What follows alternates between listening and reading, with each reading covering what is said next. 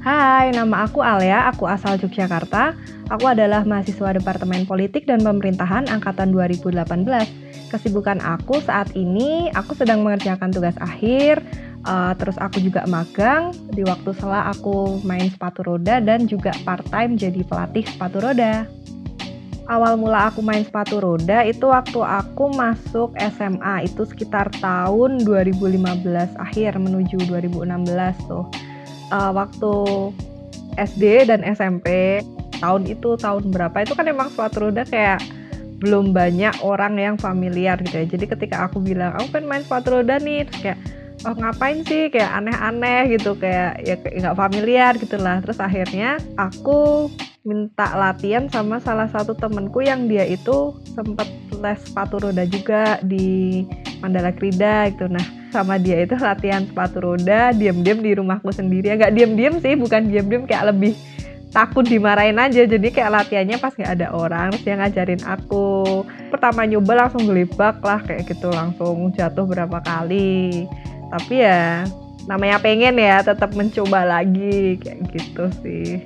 Akhirnya aku kayak ya cari-carilah komunitas sepatu roda, terus akhirnya nemu ada komunitas sepatu roda saat itu di KM 0. Cuman aku daftar tuh posisinya emang keluarga aku nggak tahu, orang tua aku nggak tahu kayak gitu. Ya udah terus sekitar berapa ya, 6 bulan atau 5 bulan pertama aku join komunitas tuh aku bener-bener kayak backstreet ya. Sepatu roda pertamaku itu adalah sepatu roda punya coach aku. Jadi pertama aku main sepatu roda itu aku nggak langsung punya sepatu roda sendiri, karena kan pada masa itu apalagi aku masih SMA itu emang buat beli sepatu roda itu cukup effort dan harganya emang cukup pricey ya pada masa itu. Aku sambil nabung nih dari uang jajan aku, jadi kayak akhirnya nabung, setelah beberapa bulan akhirnya kekumpul lah uang, aku bisa beli sepatu roda sendiri, sepatu roda pertama aku. Dan akhirnya aku udah nggak pakai sepatu roda punya coachku yang kebesaran 4 ukuran itu. Ya udah aku latihan sendiri, mandiri, kan semuanya aku memprovide diriku sendiri gitu selama latihan. Sampai akhirnya pas mau berangkat lomba itu aku baru bilang kayak Pak Bu, aku tanggal segini mau ke sini, aku mau lomba kayak gitu. Kayak mereka langsung, kamu latihannya kapan, tahu-tahu lomba kayak gitu. Terus kayak ya iya, aku selama ini udah latihan, kayak besok aku mau lomba, boleh ya? Kayak ya udah, terus akhirnya dibolehin. Aku mulai ikut lomba-lomba nih. Nah dari lomba-lomba itu alhamdulillahnya juga bisa dapat bisa meraih juara kayak itu di kompetisi. Misalnya pada saat itu ikut Bandung Open, terus ada juga Bekasi Open, Hamengkubuwono Cup, terus juga ada Porda, Pekan Olahraga Daerah. Nah dari juara-juara yang berhasil aku dapatkan itu, akhirnya setelah komunitas ini jadi klub, aku juga dipercaya buat jadi coach, jadi salah satu coach. Jadi aku mulai ngelatih teman-teman anak-anak atau bahkan ada juga yang lebih tua dari aku. Jadi yang awalnya aku jadi murid, akhirnya aku bisa dikasih kesempatan untuk jadi coach kayak gitu.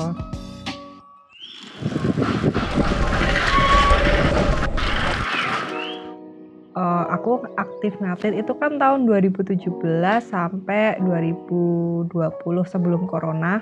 Nah itu kan aku juga udah kuliah ya, jadi bagi waktu juga antara latihan dan kuliah. Dulu waktu 2018 waktu mau masuk kuliah itu aku sempat vakum beberapa bulan dari sepatu roda buat fokus masuk sini. Nah terus juga setelah masuk sini pun juga masih main kan, masih ngatlet.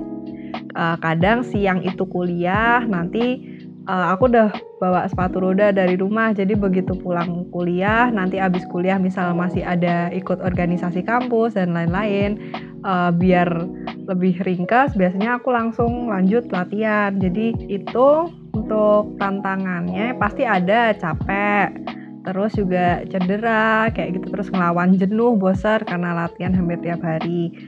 Tugas, PR dan lain-lain itu baru aku kerjain pulang latihan. Itu aku nggak langsung tidur, jadi ngerjain tugas dulu, baru kalau udah selesai baru tidur kayak gitu ya. Itu masa-masa cukup struggle pada masa itu ya, masa lalu. Nah terus begitu udah jadi coach nih, tantangannya itu lebih ke gimana maintain komunikasi antara kita dan orang yang kita latih gitu. Jadi kayak gimana kita tahu kondisi mereka, gimana kita tahu gimana cara mereka memahami materi. Jadi kayak kan umurnya beda-beda nih. Kalau di klub aku yang sekarang itu ada yang mulai dari 4 tahun itu udah daftar. Jadi ada dari umur 4 tahun sampai yang bapak-bapak ibu-ibu itu juga ada.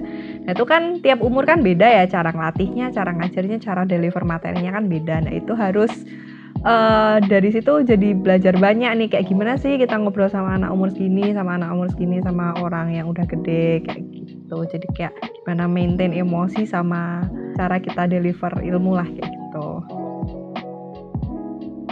Untuk teman-teman yang punya hobi ataupun yang masih berusaha mendalami hobi teman-teman, tetap ditekuni ya. Karena bagaimanapun hobi pasti akan memberikan impact positif buat diri teman-teman sendiri. Entah itu secara fisik, mental, atau material jika teman-teman benar-benar menekuni itu. Dan dari pengalaman aku sendiri dengan menekuni hobi kita jadi dijauhkan dari potensi melakukan kegiatan-kegiatan yang negatif atau yang destruktif. Jadi tetap semangat, tekuni hobi kalian. Sampai jumpa.